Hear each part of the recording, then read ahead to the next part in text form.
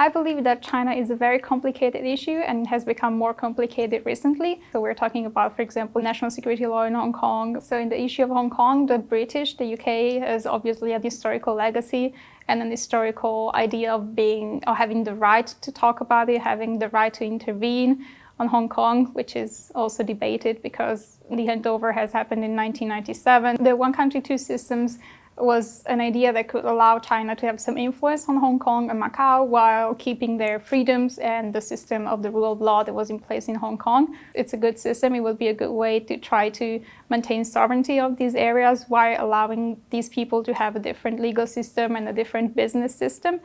But some episodes turned violent, so there were flags burned and there were buildings that were heavily damaged. If we think about what happened, for example, in the US just recently with Black Lives Matter, with the huge rise in protests, and they've been crashed kind of violently, the local and the federal troops have been sent into cities to try to kind of put an end to these protests, which also turned very violent and there were some people killed. It's kind of had a surprisingly positive reaction by the Hong Kong police. There were not mass killings, there were not very violent uprisings from the part of the police. This was kind of portrayed in the media in a different way because it was portrayed as the police in Hong Kong are trying to really force these protesters to just shut up and avoid talking about that.